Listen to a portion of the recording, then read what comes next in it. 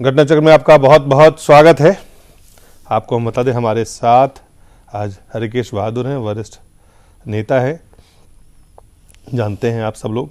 Professor Anwar Pasha साहब हैं, आम आदमी पार्टी के विचार को, अरविंद केजरीवाल को और उनकी सियासत को भरपूर समर्थन देते हैं और आम आदमी के नेता के रूप में हमारे साथ हैं। रमन मलिक साहब हैं, बीजेपी के युवा नेता हैं और वरिष्ठ पत्रकार पुष्पेंद्र कुलश्रेष्ठ। दो अहम मुद्दे जिस पे आज हम चर्चा करने जा रहे हैं। एक, राहुल गांधी ने कल जम्मू के डोडा में नरेंद्र मोदी पर उनके शादी होने की बात जो एफिडेविट में उन्होंने पहली बार उन्होंने कहा दिया है और उन्होंने उसको महिला सुरक्षा, महिला रक्षा, महिला सम्मान, इन तमाम चीज़ों से जोड़ के देखा। आज वो पीछे हटे। पीछे क्यों हटे और इसको मुद्दा बनाने का जो प्रयास किया गया, क्या राहुल गांधी को लगा कि वो बैकफायर कर सकता है? कुछ बयान को आपको हम दिखाते हैं, फिर हम अपना सवाल भी पूछेंगे। बयान क्या था जो राहुल गांधी ने पहले दिया, वो आपको दिखाते हैं। गुजरात जहां इनके चीफ मिनिस्टर हैं, अच्छा पता नहीं कितने इलेक्शन लड़े हैं, पहली बार लिखा है कि शादीशुदा है। पहली बार दिल्ली में महिलाओं की इज्जत, मगर अपनी पत्नी का नाम एफिडेविट तक नहीं पहुंचता है। अच्छा ठीक है, कारण होगा पता नहीं। चीफ और इसके बाद इस मामले पे जाहिर है बीजेपी के तरफ से जो प्रतिक्रिया आई, पहले वो आपको हम दिखाते हैं। निर्मला सीतारमण ने क्या कहा था। श्री नरेंद्र मोदी जी के एफिडेविट, उसके ऊपर उसमें जो उनके पत्नी का नाम जिक्र करने के विषय में इतने टूट पड़े, क्या अमरिंदर सिंह जी के एफिडेविट में आधा अधूरे डिटेल्स देख करके उनके एफिडेविट दाखिल हुआ, उसके ऊपर आपत्ति नहीं है? राहुल गांधी जी और सोनिया जी उनके चुने हुए कैंडिडेट हैं अमरिंदर सिंह, उनके अलफनामा में कुछ कमजोरी है, डिटेल दिया नहीं गया। डॉक्टर सुब्रमण्यम स्वामी और भारतीय जनता पार्टी की तरफ से कल हम उठाते रहे, उसका जवाब दें, उसमें क्यों प्रश्न नहीं है?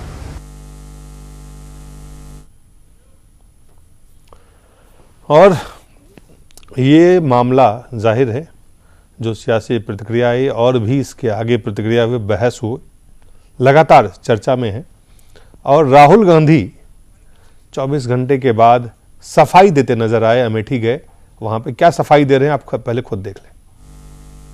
No, actually, I didn't get personal. I just stated that on his affidavit, he had previously not mentioned something. So it's not a personal thing. It's just the fact that he has not mentioned something on his affidavit. वो कुछ तथ्य को बता रहे थे। वो कह रहे हैं राहुल गांधी कि देखिए, ये कोई मेरा निजी हमला उनके ऊपर तो था ही नहीं और इसको आप इस तरह से नहीं देख सकते हैं कि निजी हमला हमने किया।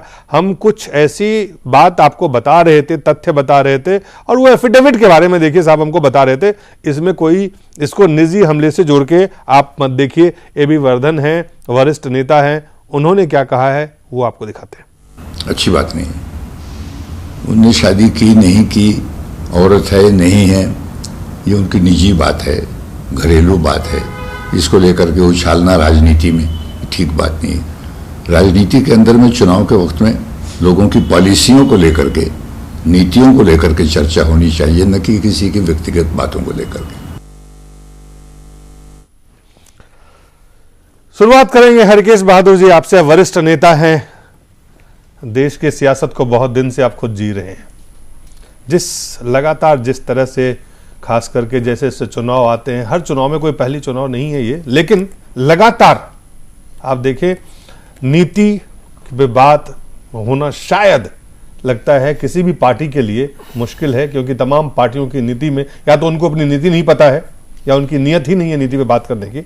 लेकिन निजी हमला बढ़ते जा रहा है। कैसे देखा जाए इसको? आज की सियासत जो स्थिति है, 2014 के चुनाव हैं और आने वाली जो सियासत है उसको कैसे देखा जाए? इसको देखिए, जोड़ के अभी A.V. वर्धन साहब ने जो बात कही है जी, मैं 100% उस बात से सहमत हूँ।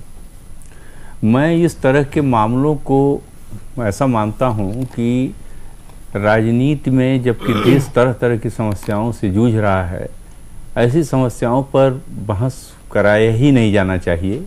अगर किसी ने कुछ कह दिया तो उसको इग्नोर ही करना ज़्यादा उचित होता है, क्योंकि ये बहुत ही एक नॉन पॉलिटिकल नॉन इशू है।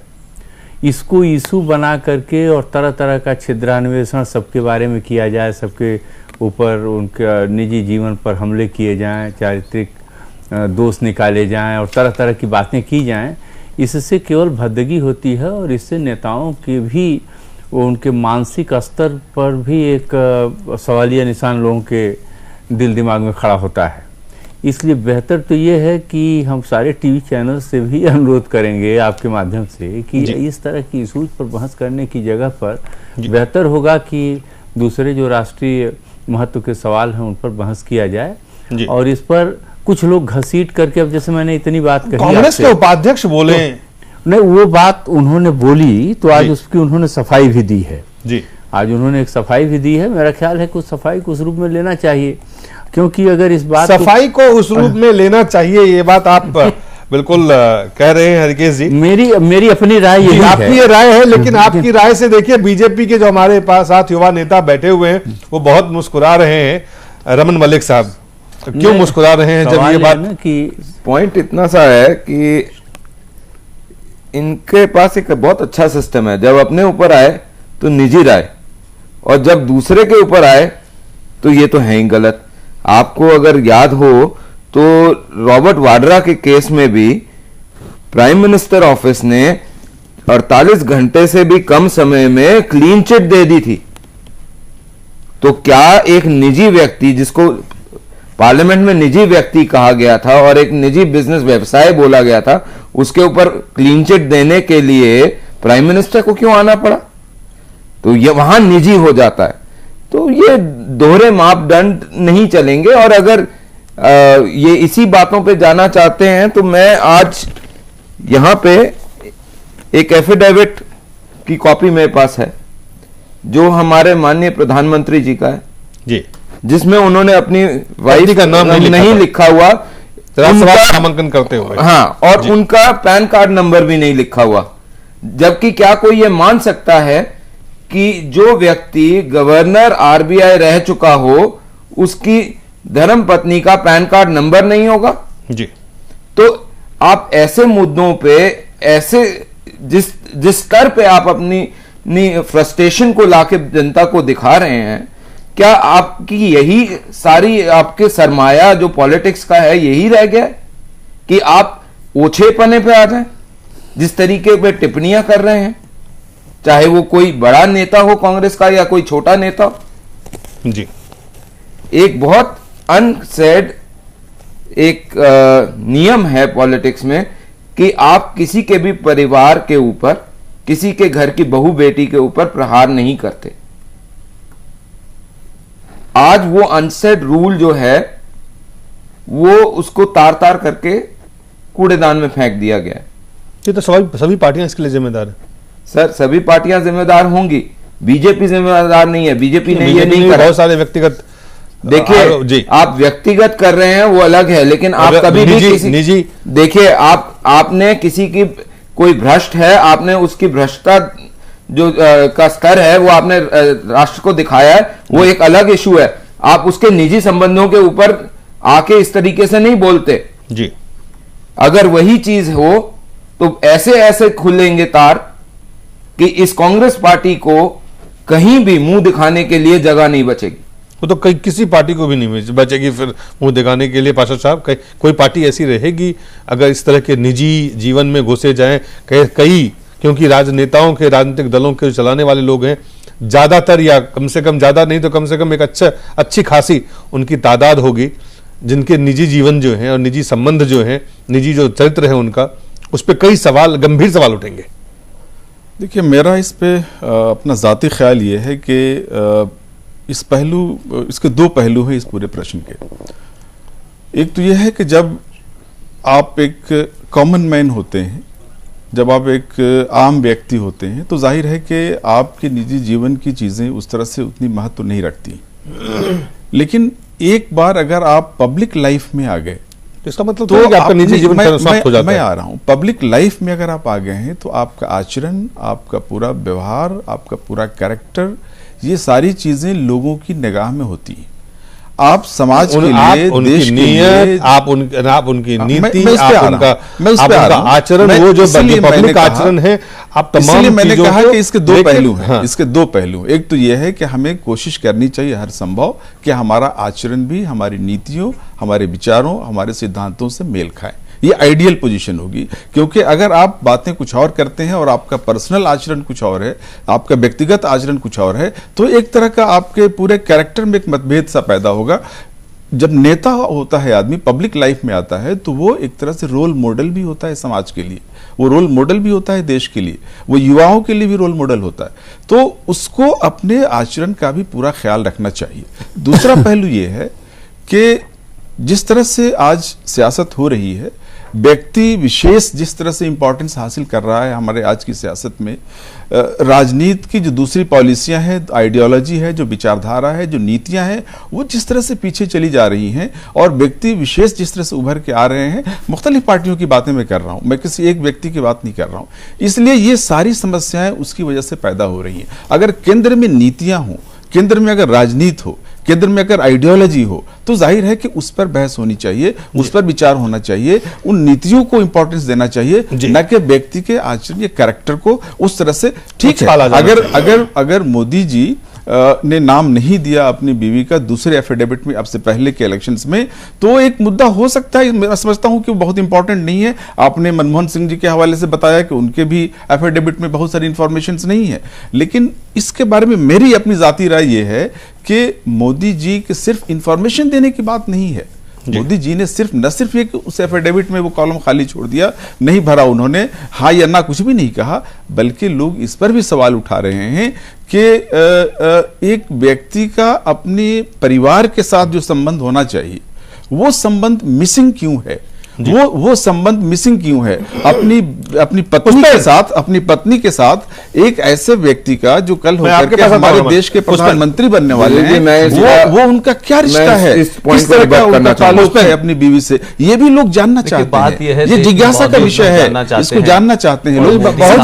बहुत सारे मुद्दा कॉलम खाली छोड़ने का नहीं, सवाल मुद्दा कॉलम खाली छोड़ने का भी नहीं है। फिर तो ऐसी बातें आएंगी जिनका जवाब भी कोई नहीं दे पाएगा। पुष्पन, वही मैं कह रहा हूं कि आप गाहे बगाहे मोदी साहब से तो बहुत कुछ तवक्कात हैं, बड़ा आइडियलिज्म लोग चाहते हैं मोदी से, लेकिन अपने जाती मामलात में कोई नहीं कुछ चाहता है। नहीं पता चला कि अमरिंदर सिंह 10 साल से कॉलम क्यों खुद छोड़ रहे हैं। सबको पता है कि पाकिस्तान की एक पत्रकार के साथ उनकी शादी हुई है, लेकिन इसका जिक्र नहीं है। कांग्रेस के दामन पे बहुत सारे लोग हैं कि दिखाने के लिए और फोटो ऑप्शन के लिए बहुत लोगों की बीवियां खड़ी होती हैं, लेकिन कॉलम के बाहर बहुत सारे लोग दूसरे होते हैं। मेरा सवाल यह है कि जब आपने गंदगी शुरू की है, तो फिर आपको जवाब लोग गंदगी से देंगे। ऐसा नहीं होगा कि आप इतने सफेद कपड़े पहन के और इतनी ईमानदारी के साथ खड़े होंगे कि अब से कुछ दिन पहले एक कोबरा पोस्ट नाम की और एक गुलेल नाम की कोई .com थी, और उन लोगों ने एक स्नूप के ऊपर स्टिंग किया, और उस स्टिंग के बाद में पता चला कुछ लोगों को कि साहब कोई एक लड़की का पीछा किया जा रहा है, और मोदी कर रहे हैं और अमित शाह कर रहे हैं। इस देश के बहुत से दानिश्वर और कुछ एनजीओ और कांग्रेस के तथाकथित नेता, ऐसे लगा कि साहब बस लगता था देश के अंदर महिला सुरक्षा नहीं है। पोस्टर लग गए दिल्ली में जब नरेंद्र मोदी आ गए कि लड़कियां भाग रही हैं क्योंकि नरेंद्र मोदी दिल्ली में है, और बहुत लोगों ने बड़े सवाल उठाए। लेकिन मेरा कहना यह है कि बहुत लोग सवाल उठाए, महत्व नहीं है, लेकिन कांग्रेस पार्टी के उपाध्यक्ष ने उस वक्त भी उस स्नूप गेट को बताया कि साहब देखिए महिला सुरक्षा को लेकर के नरेंद्र मोदी से कितना खतरा है देश को लेकर, तब भी महिला सुरक्षा समझ में आती है। और अभी जिस तरीके से उन्होंने इस मुद्दे को, एक मोदी की मैरिटल स्टेटस क्या है उसमें उन्होंने क्या लिखा, कम से कम उन्होंने वो लिखा जो है, लेकिन लोधी स्टेट में लोग बताएं कि रहता कौन है, बताया क्या जाता है। सवाल यह है कि फिर बहुत आगे तक बात जाएगी और लोग फिर उसके पूरे खानदान को भी पूछेंगे कि मोतीलाल से आगे का इतिहास नहीं पता चल रहा, कौन क्या था, कहां था, किसके पास गया, कौन संजय गांधी की मौत के बाद रोया, कौन संजय गांधी की मौत के बाद कहां गया, बहुत सारे सवाल उठेंगे। लेकिन मेरा कहना यह है कि आप जब इस तरीके की पॉलिटिक्स शुरू करते हैं और जब आपके मुंह पे पड़ती है तो आप 24 घंटे बाद कहते हैं नहीं मेरा वो हमला नहीं था, ये नहीं था। आप सार्वजनिक मन से किसी के निजी जीवन के बारे में बता रहे हैं। कम से कम नरेंद्र मोदी ने चाहे 4 बार कॉलम छोड़ने के बाद 5वीं बार लिखा, नाम तो सही लिखा, ये तो नहीं कहा कि नहीं गलत नाम लिख दिया मैंने। बहुतों के तो कॉलम का पता नहीं है। इसलिए मैं कह रहा हूं कि पहले तो आप ये कहें कि ये बहस नहीं होनी चाहिए थी और ये बहस जिसने शुरू की वहां से बात शुरू होगी। ऐसा नहीं होगा कि जिसने शुरू की और बीच वाले से आप चले जाएं कि देखिए साहब बड़े आइडियलिज्म की बात है, ऐसा नहीं होना। लेकिन नरेंद्र मोदी को ये जो अंदाज है लोगों का कि आप सारी बात बड़े आइडियलिज्म की करें, लेकिन नरेंद्र मोदी को करना चाहिए था, सार्वजनिक जीवन में है। तो इसी अभिषेक मनु सिंघवी से राहुल गांधी ने नहीं पूछा 6 महीने पहले कि आप अब सार्वजनिक जीवन में सार्वजनिक तौर पर क्या कर रहे थे, उनको निकाला गया फिर बुलाया गया। तो राहुल गांधी अपने नेताओं से पूछे कश्मीर में सार्वजनिक तौर पर जिसने बलात्कार में आरोपी है उसको क्यों नहीं हटाया गया, पूछे मदेरणा के बाद के जिसने एक औरत के साथ जो भी कुछ उसके बाद मर्डर किया। तो इस तरीके के बहुत सारे दागदार लोगों की जो महिलाओं की सुरक्षा की बात कर रहे हैं और महिलाओं के ऊपर जो सियासी और घड़ियाली आंसू बहा रहे हैं, उससे भी पता चलता है कि आपकी बात कुछ कहने की कुछ और है और आप हमले के लिए हर आज पुष्पेंद्र राहुल गांधी साफ साफ एक तरह से वो कदम पीछे खींच रहे थे। क्यों? सवाल यह है कि क्यों आपने सार्वजनिक मन से उन्हें लगा कि निजी हमला नहीं, पहले लोगों को उन्हें लगा और अब आप कहते हैं कि मैंने नहीं इसलिए नहीं कहा था। ये तो वही बात हो गई, भागो भैया, तो आप किसी को कुछ करते फिर कहते हमने कंडेम कर दिया।